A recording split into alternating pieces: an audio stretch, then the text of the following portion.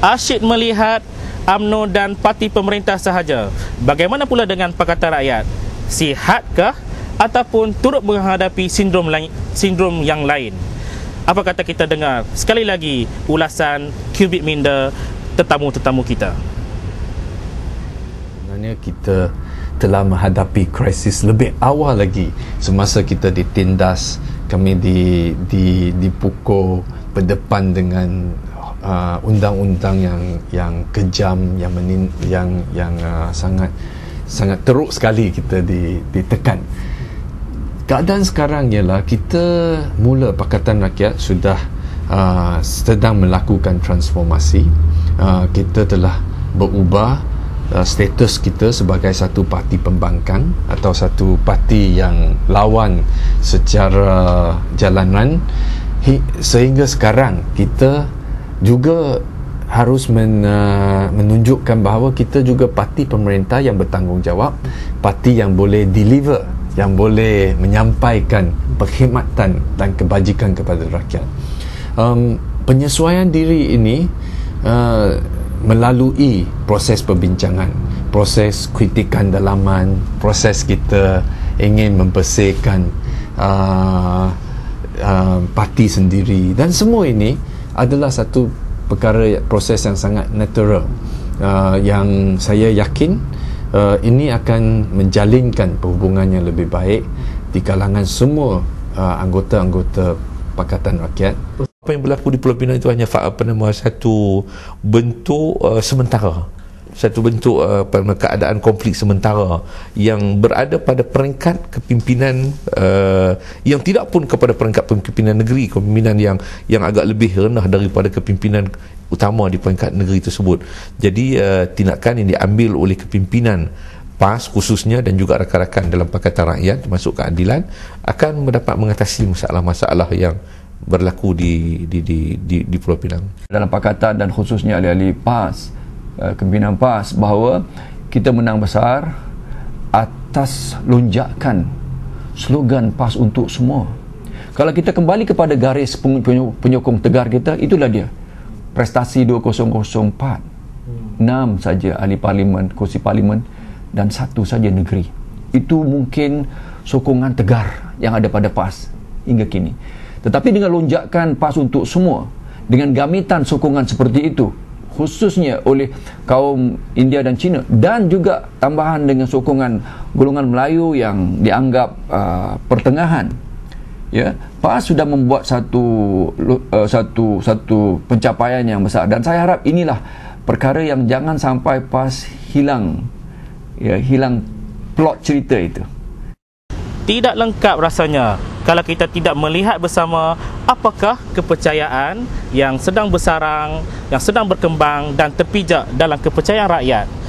Sekali lagi, apa kata kita melihat dan meneroka penjelasan hipotesis oleh ketiga-tiga tetamu kita. Ini yang kita lihat perbezaan di antara Barisan Nasional dan Pakatan Rakyat. Kita boleh bincang secara telus dan tidak dendam satu sama lain, dan kita juga berdiskusi atau bertempur sekali-sekala, tetapi tujuannya adalah untuk kebaikan dan kebajikan rakyat. Ini bukan untuk peribadi. Itulah sebab saya percaya perbincangan kita, kontradiksi di kalangan Pakatan Rakyat ini hanya dapat memajukan kepentingan rakyat. Ini berbeza dengan Barisan Nasional yang sentiasa bertembung, sentiasa ada krisis dalaman kerana pembahagian kepentingan ni tidak dapat dilakukan dengan baik. So itu bukan untuk memajukan kepentingan rakyat. So itu yang perkara yang berbeza, dan rakyat faham dan tetap memberi sokongan kepada Pakatan Rakyat. Bermula daripada 2 pilihan raya umum 2008 sehinggalah pilihan raya kecil di Permatang Pau, Kuala Terengganu, dan juga di Bukit Gantang, di Bukit Selambau. Dan inilah juga yang akan berlaku di DUN penanti. Apatah lagi dia memang berada dalam satu kawasan parlimen Permatang Pau yang sudah pun memperlihatkan trend ataupun aliran pengundian tersebut, iaitu trendnya ialah trend penolakan terhadap UMNO dan Barisan Nasional. Jadi apa yang dilihat ialah rakyat tak dapat lagi menerima UMNO dan Barisan Nasional sebagai parti yang perlu diberikan mandat untuk berkuasa, dan Barisan Nasional sendiri sudah boleh mengamati tentang kehendak rakyat. Kehendak rakyat dia bukan hanya hendakkan kebendaan kepada pembangunan, tetapi yang dia nak ialah kepimpinan yang ada integriti, yang ada ketelusan, yang ada kejujuran. Sebab itu dalam pilihan-pilihan kecil yang berlaku sebelum itu, lunggukkan pembangunan tidak menjadi faktor penarik untuk menarik sokongan undi rakyat kepada Barisan Nasional. Sebenarnya apa yang berlaku selepas 2008 dan 4 pilihan raya kecil, ya, rakyat sudah dimerdekakan dengan maklumat. Rakyat sudah ya berani membuat pilihan berdasarkan maklumat, dan rakyat tidak boleh ditakutkan lagi dengan politik of fear. Politik of fear itu sudah kembali ya memakan tuan. Dia macam bumerang balik. Istilah kalau tu, bumerang balik, maknanya patah balik kepada tuan yang merencanakan perkara itu, UMNO, Barisan Nasional itu sendiri. Maka kalau andanya rakyat kembali dihinggapi penyakit takut itu, maka kita berdepan dengan satu masalah besar.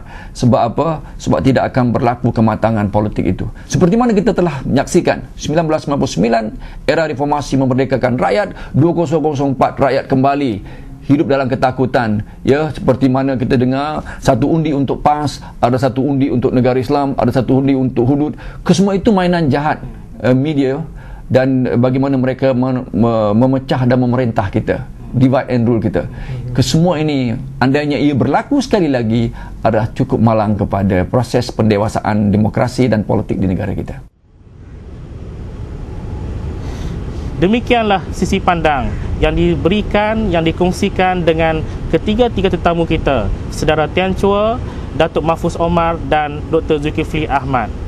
Sejauh mana benarnya kepercayaan-kepercayaan ini akhirnya dia terpulang kepada pengundi-pengundi di N12 penanti. Cuma ada, kalau boleh dikongsi, ada satu lagi kepercayaan yang lain. Apabila Barisan Nasional UMNO tidak bertanding dalam pilihan raya kecil di N12, nampak polis tidak berkawal ramai dan tidak ada pergaduhan, sehingga akan wujud satu lagi kepercayaan yang lain, iaitu politik damai akan berlaku jika UMNO dan Barisan Nasional tidak sertai pilihan raya. Sekadar pandangan, bersama lagi Kubik Minda mencanai fikrah, mencorak isu dan membina dogma. Sehingga bertemu lagi.